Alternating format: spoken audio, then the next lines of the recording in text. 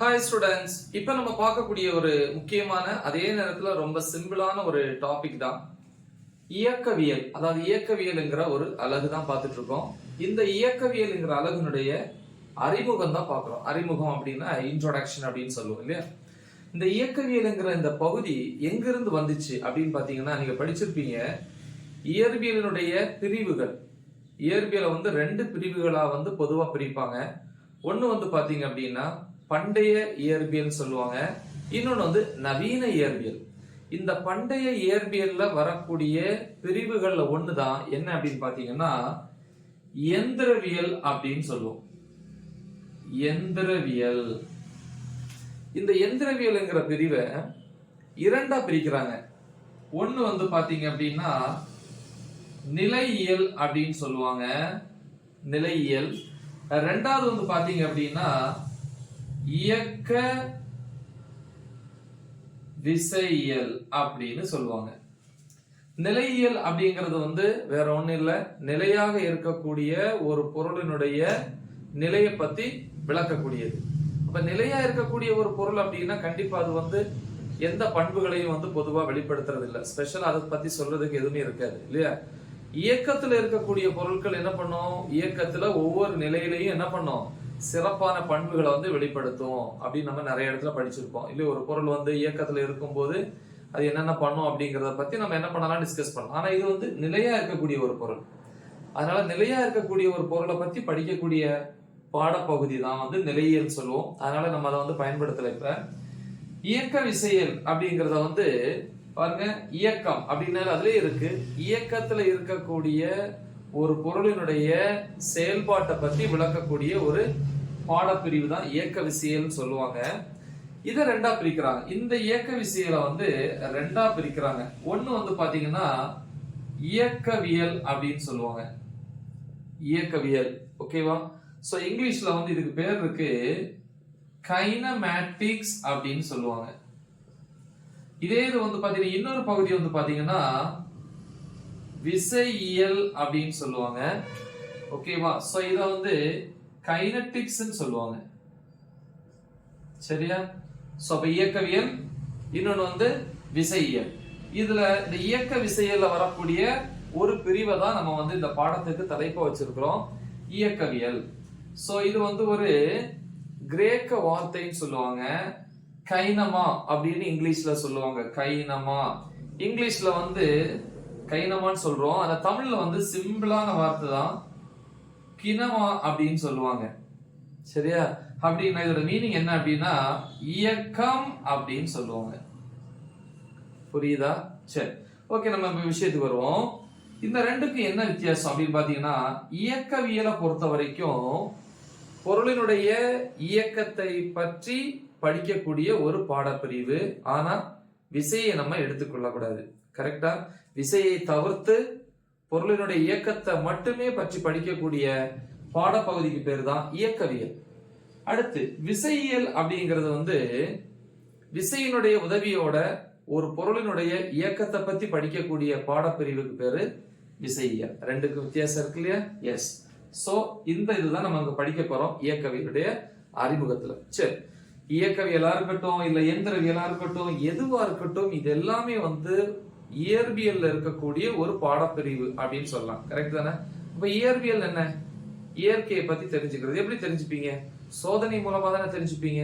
நம்ம பிராக்டிகல்ல லேப்ல ஒவ்வொரு விஷயத்துக்கும் நம்ம என்ன பண்றோம், எக்ஸ்பெரிமெண்ட் பண்றோம், சோதனை பண்ணி ஒவ்வொன்றும் கணக்கிடுறோம், கரெக்டா? அப்ப சோதனையும் இருக்கு, அதே நேரத்துல கணிதத்தையும் பயன்படுத்துறீங்க, கணக்கு, கரெக்டா? சோதனை அடிப்படையிலான இயற்பியலுக்கு சோதனையும், இன்னொன்னு பாத்தீங்கன்னா சோதனை இங்கிலீஷ்ல எக்ஸ்பெரிமெண்ட் சொல்லுவோம், இன்னொன்னு கணிதம், மேத்தமெட்டிக்ஸ். இது ரெண்டும் இரண்டு தூண்களாக செயல்படுது அப்படின்னு சொல்லுவாங்க, ரைட்? இப்ப ரெண்டு தூண்கள் இல்லையா? சோ இது ஒரு தூண் அப்படின்னு வச்சுக்கலாமா, இன்னொரு தூணு எப்படி எடுத்துக்கலாமா? சோ ஒண்ணு பாத்தீங்கன்னா என்னது, சோதனை. இங்க எழுதிக்கலாம், இது சோதனை, தலைகள் அடிக்கிறேன், சோதனை. எக்ஸ்பெரிமெண்ட் இங்கிலீஷ்ல சொல்லுவோம். இது கணிதம், சரியா? நிறைய ஃபார்முலாஸ் இருக்கு. நியூட்டனுடைய இயற்பியல் விதியா இருக்கலாம், நியூட்டனுடைய இயக்க விதிகள், நமக்கு எப்பவுமே தெரிஞ்ச ஃபார்முலா F = ma படிச்சிருப்பீங்களே. சோ mங்கிறது நிறை, ஏங்கிறது வந்து முடுக்கம், எஃப்ங்கிறது விசை இல்லையா. அப்ப கணித முறையில வந்து நம்ம என்ன பண்றோம், இந்த வாய்ப்பாடை பயன்படுத்தி இயற்பியல சோதனை வடிவில வந்து விளக்குறோம், விசையை நம்ம கண்டுபிடிக்கிறோம். கரெக்டா? அதனால சோதனையும் வேணும், கணிதமும் வேணும். இந்த ரெண்டும் இந்த சோதனை வடிவிலான அல்லது அடிப்படையிலான இயற்பியலுக்கு வந்து ரெண்டு தூண்களா இருக்கு. அப்ப ரெண்டு தூணுக்கு மேலதான் யார் உட்கார்ந்து இருக்கா? சோதனை அடிப்படையிலான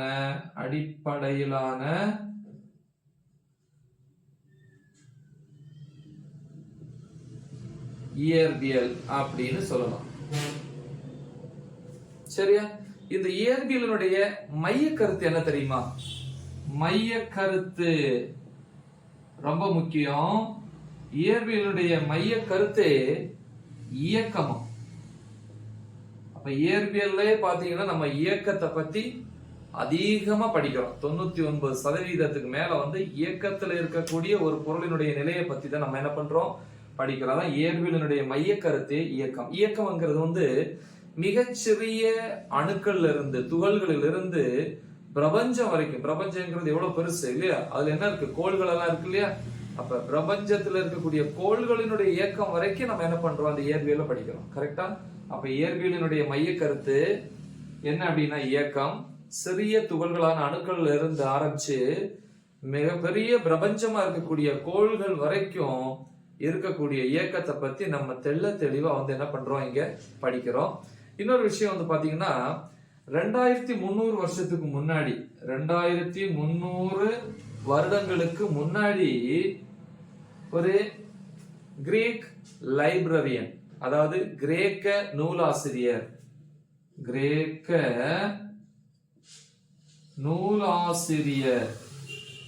அவர் பேர் வந்து எரட்டோஸ்தனிஸ் சொல்லுவாங்க. எரட்டோஸ்தனிஸ் தமிழ்ல வந்து இப்படி எழுதுவாங்க, ராட்டோஸ்தனிஸ். சோ இதுலதான் தமிழ்ல இப்படிதான் எழுதுவாங்க. ஓகேவா? எரட்டோஸ்தனிஸ்ங்கிற கிரேக்க நூலாசிரியர் 2300 வருஷத்துக்கு முன்னாடி புவியினுடைய ஆரத்தை வந்து கண்டுபிடிச்சாராம். கரெக்டா? புவியினுடைய ஆரம்ங்கிறது ரேடியஸ் சொல்லுவாங்க இல்லையா. புவியினுடைய ஆரம், ரேடியஸ் ஆஃப் எர்த் அப்படின்னு சொல்லுவாங்க. இன்னைக்கு நம்ம பயன்படுத்துறோம் இல்லையா, எவ்வளவு, 6400 கிலோமீட்டர்னு சொல்றோம். கரெக்டா? அதனுடைய எக்ஸாக்ட் மதிப்பு வந்து பாத்தீங்கன்னா 6410 கிலோமீட்டர். புரியுதா? இதுதான் வந்து அதனுடைய உண்மையான மதிப்பு. பட் நம்ம வந்து பாத்தீங்கன்னா எக்ஸ்பிளனேஷனுக்காக அல்லது வந்து கணக்குகளை வந்து சால்வ் பண்றதுக்காக முழுமைப்படுத்தும் போது 6400 கிலோமீட்டர் அப்படின்னு நம்ம எடுத்துக்கிறோம். சோ இது 2300 வருஷத்துக்கு முன்னாடி. அதுக்கப்புறம் பாத்தீங்கன்னா இந்த 20வது நூற்றாண்டினுடைய தொடக்கத்துலதான் அடுத்த மிகப்பெரிய கண்டுபிடிப்பு வருது, அணுவினுடைய அளவு. கரெக்டா? அணுவினுடைய அளவு 20ஆம் நூற்றாண்டு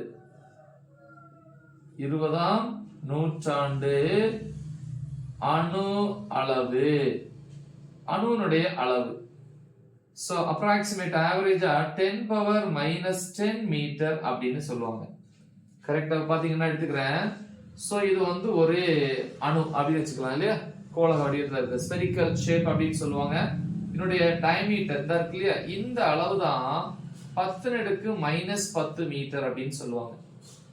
அப்புறம் வந்து பாத்தீங்கன்னா இதுக்குள்ள அணுவுக்குள்ள ஒரு சிறிய பகுதி இருக்கு, இதுக்கு பேரு அணுக்கருன்னு சொல்லுவாங்க. இந்த அணுக்கருவை வந்து கண்டுபிடிச்சது, இதுதான் பேர் என்னது, அணுக்கரு அப்படின்னு சொல்லலாம். இத 1911, அதாவது இந்த 20ஆம் நூற்றாண்டுல தான் வருது இல்லையா. 1911 வந்து எர்னஸ்ட் ரூதர்ஃபோர்டுன்னு சொல்லுவாங்க. Ernest Rutherford